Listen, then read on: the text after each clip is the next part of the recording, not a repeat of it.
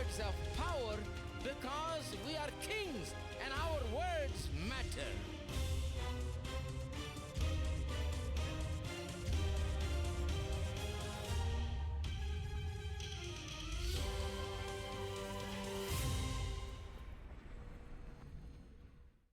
You can take the hard way and get some blessing, the easy way. No, no, no. This is the only way available for blessing. This is how you receive blessing from God. You simply believe. He does all the work. You believe. You put all your faith in Him. You put all your trust in Him, in His finished work for you. That's it. I love you. I love you. I love you, Lord, today.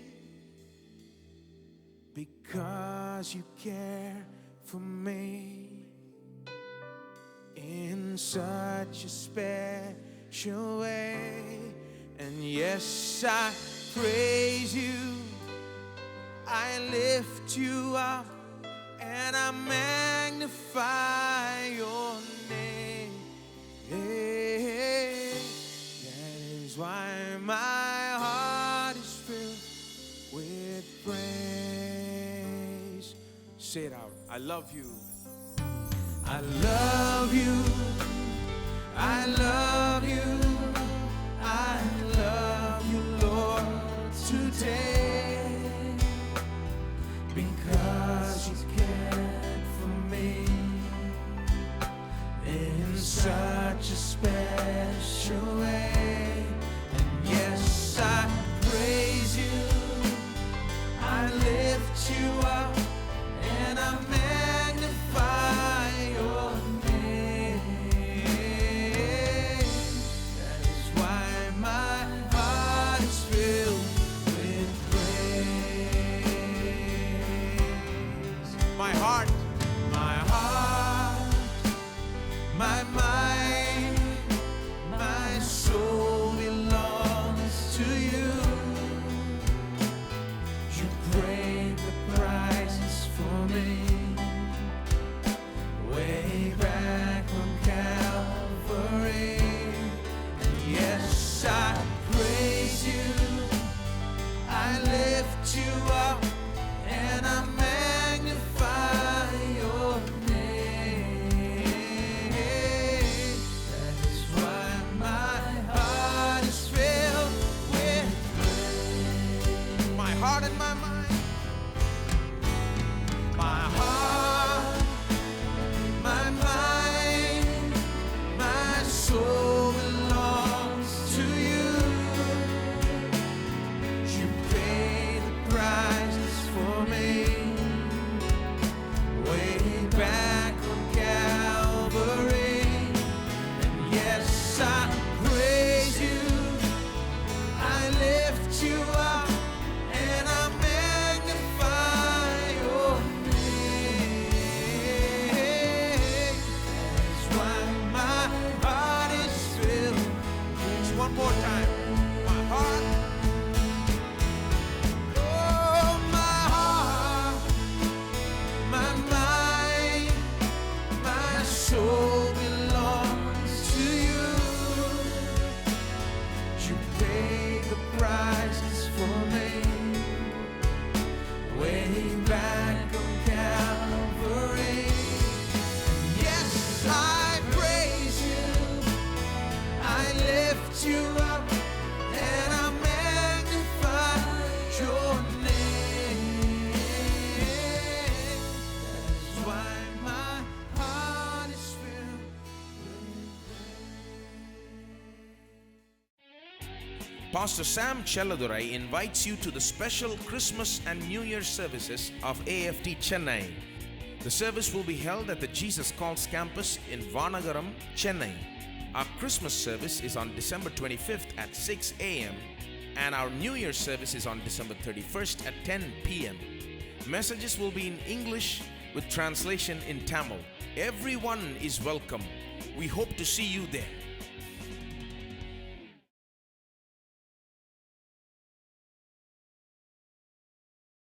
Now there's a new way. Now, you see, Noah once again brought curse into the world. Now God is saying, I'm going to start once more, third chance, but I'm going to do it differently. This time I'm not going to give man the bulk of the work. I'm going to take the bulk of the work. Okay?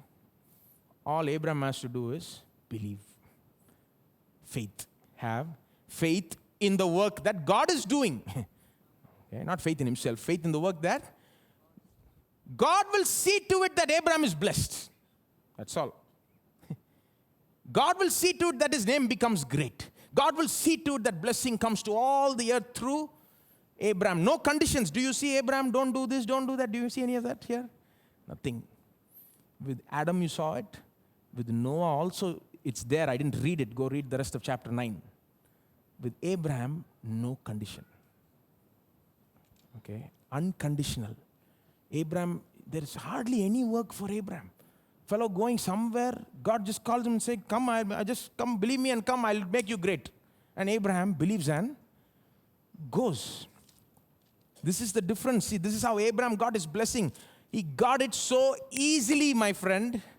That's the point here. He got it so easily. He didn't have to go do this and that. He didn't have to go, do all 10 commandments or this commandment and that commandment and abstain from doing this and that. No. Unconditional blessing. You come, you believe, you get blessed. Go. That's all.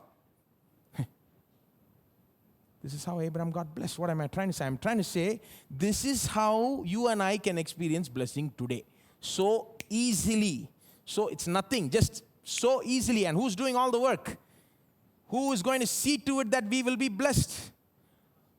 He will see to it. See, he will do it. All we have to do is simply believe that he will do it.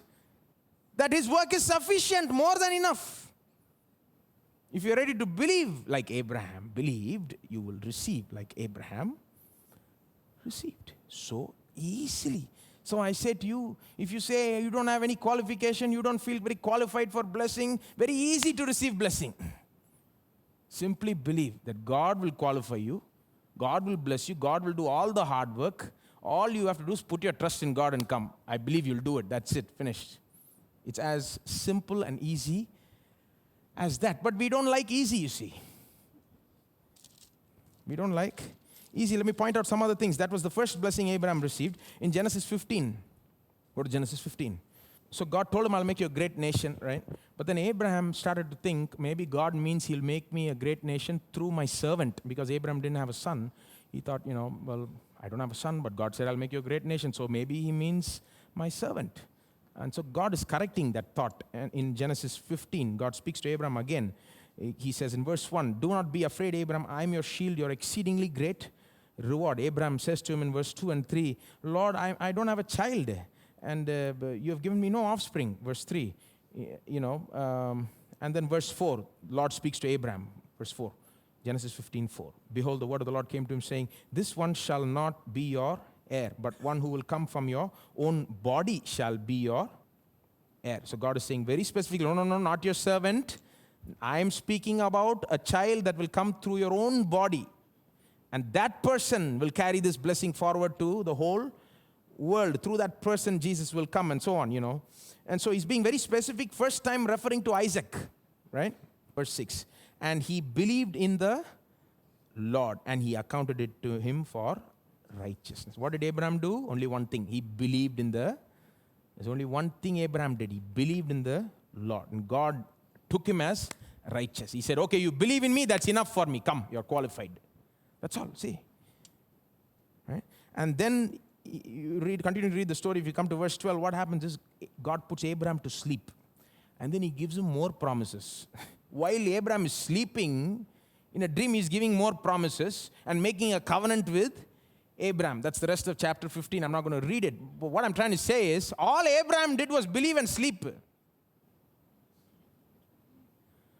I'm not saying all you have to do is believe and sleep, okay?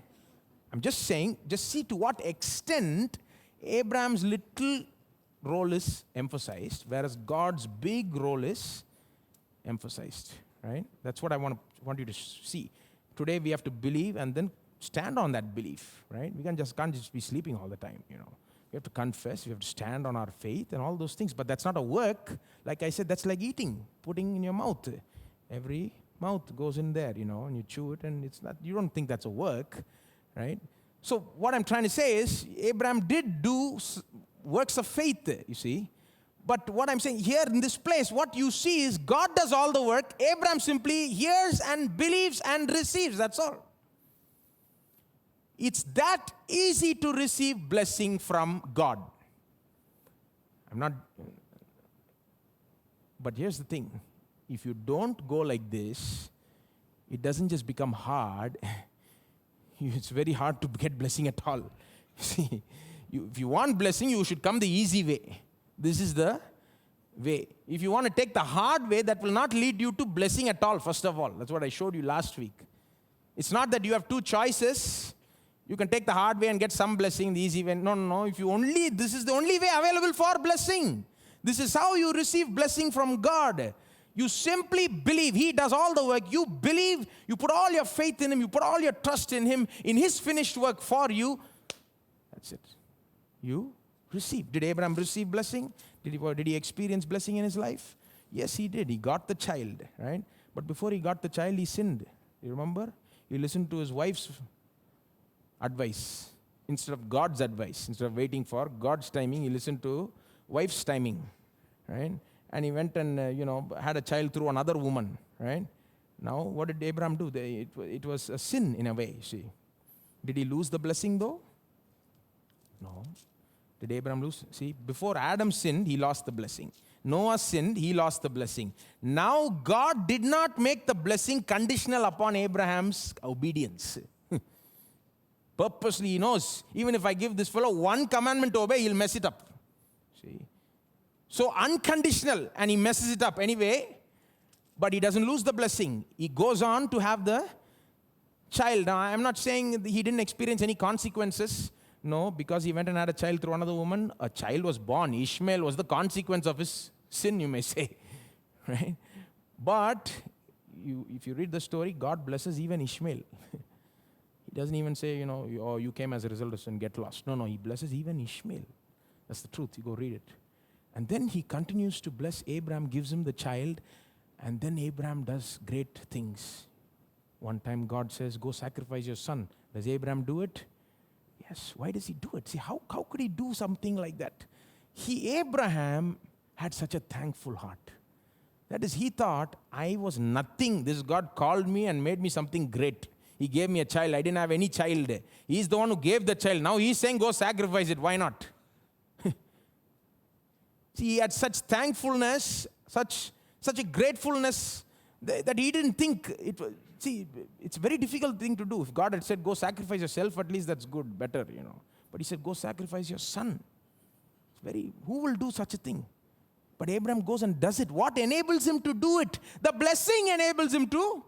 Meaning, because he got the child from God, he didn't think it was too difficult to go sacrifice the child to God. See, we think, if we preach saying, sacrifice, they'll sacrifice. In the churches, they're saying, do this, do that, sacrifice, give more offering, give more this and do that. Come and volunteer in the church. You're not volunteering in the church. You're not helping out the church. You have no love for the church. Come and do this, come and do that. If the people think, preachers think, if you preach that, do, like the law, do, don't. They'll come and do and don't. It won't work that way. You preach the blessing unconditionally, right? People will receive it unconditionally. They'll get more of blessing. They'll become so thankful. Now you don't have to tell them do this. They'll be waiting. What can we do? Tithe won't be a problem. 10%, hang the 10%. They'll be giving more percentage, you see. You don't have to tell, if you preach all you want to, maximum you'll get is 10%. But if you preach like this, people will want to give more than 10%. Because why? God only gave them the 100%. And now made it 200%. And then made it 500%. This is what the blessing does. Unconditional blessing, you see. What am I trying to say? I'm trying to say people hearing my preaching now may think, oh, this fellow is preaching against good works, Or there's a new teaching going around that's saying that you don't have to do anything, you don't have to. I'm not saying you can throw out the law. I'm not saying you can stop following the commandments. I'm not saying don't give tithes. No, you must keep the law. You must follow the commandments. In fact, a Christian who does not do good works, does not do works that are written in the Bible, is probably not a Christian at all. What I am saying is, please don't think the blessing comes because you do those works. Leave that separate. Leave this separate.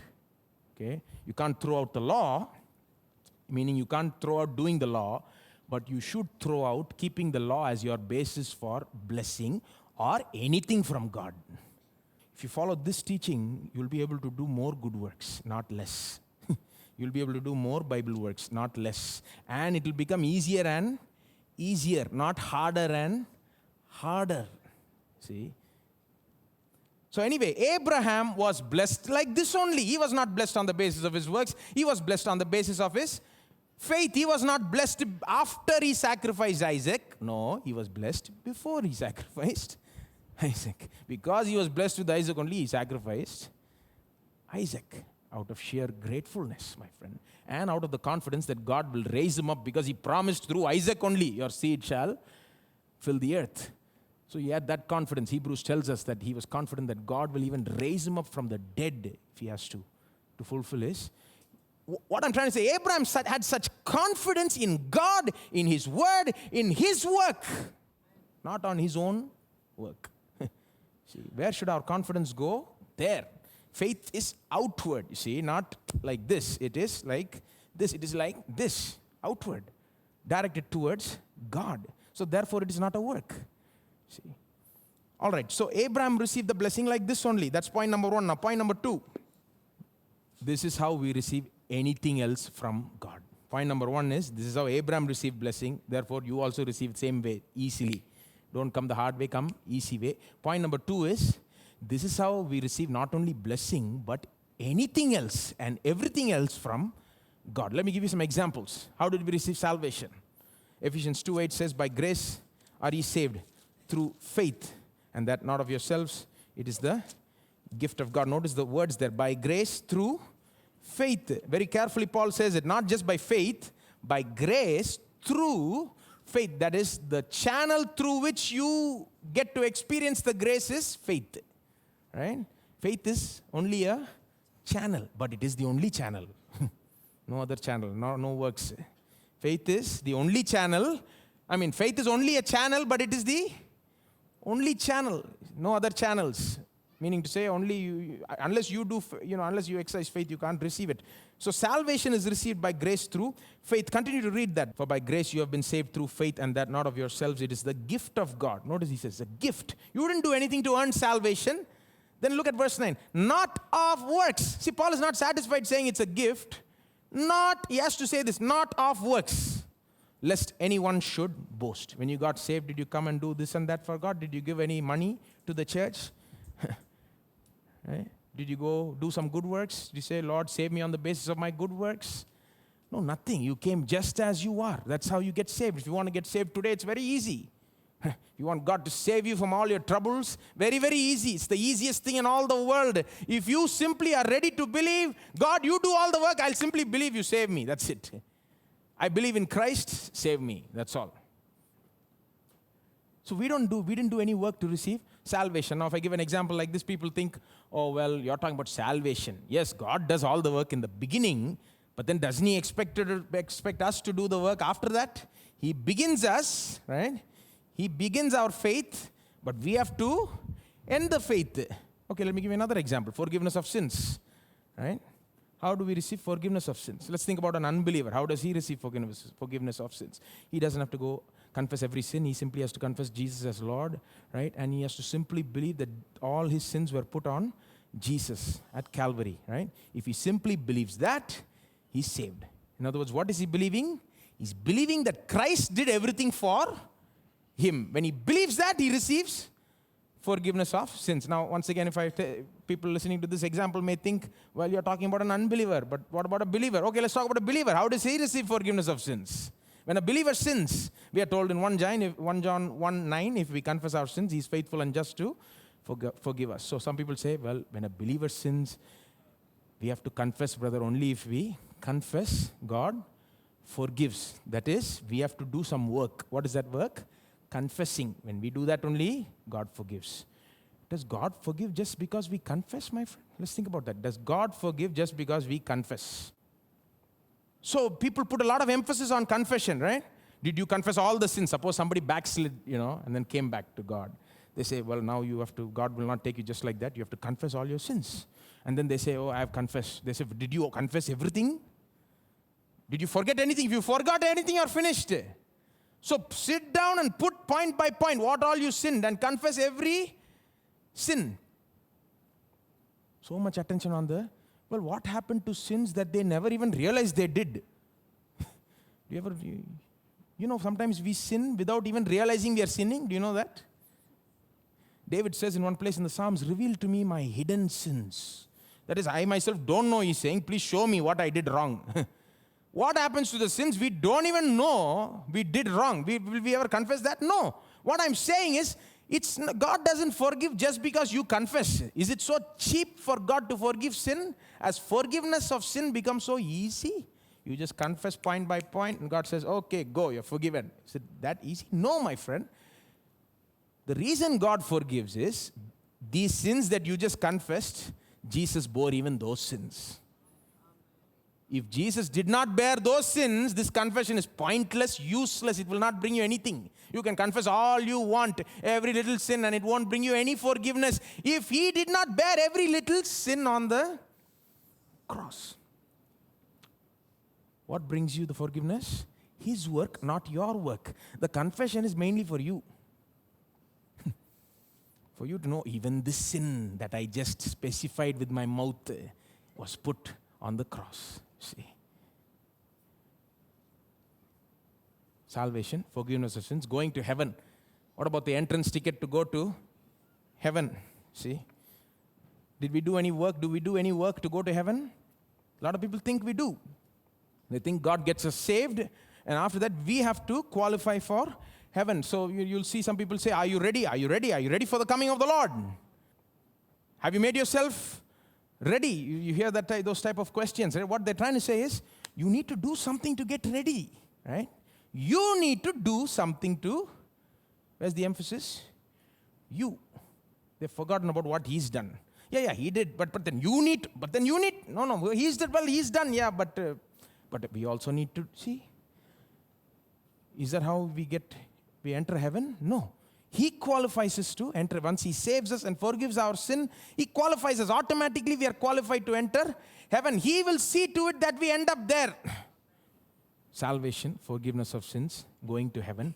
Well, I gave you a list. Paul himself gives a list in Galatians chapter 3. Let me just point you to that. Galatians chapter 3. Not only blessing, this is how we receive anything from God. We don't receive anything on the basis of our works, on the basis of our obedience. We receive it on the basis of his grace and his grace alone, on the basis of his finished work for us alone, by faith, through faith alone. Galatians 3. From verse 8, Galatians 3 from verse 8 to 14, it's talking about blessing, okay? But if you go before that, it's talking about other things. Let's look at verse 5. Verse 5, Galatians 3, verse 5. Therefore, he who supplies the Spirit to you and works miracles among you, does he do it by the works of the law or by the hearing of faith? Two things Paul says, Spirit and miracles. Let's look at miracles, okay? He who supplies and works miracles among you, does he do it by the works of the law or by the hearing of faith? So Paul is saying, how did God do miracles for you? How did you receive miracles? By the works of the law or by hearing with faith? Now, what does that mean, hearing with faith? Hearing of faith, it says. Well, it simply means you heard something about what Christ did for you, and you believed it. You put some faith in what you heard. And when you did that, you received, right? So Paul is saying, did you hear about Christ and his finished work and put faith and receive the miracle? Or did you go out and do the works of the law? Did you take the Old Testament and do all the commandments and thereby qualify for a miracle? If you go, sometimes in our country, I think, when a miracle happens, what is a miracle? Miracle is something very unusual, right? Something great happens unusually, right? Once in a while, you may say. So when something like that happens out in the world, people in our country sometimes say, oh, he must have done something good in a previous lifetime. That's a common concept, you see.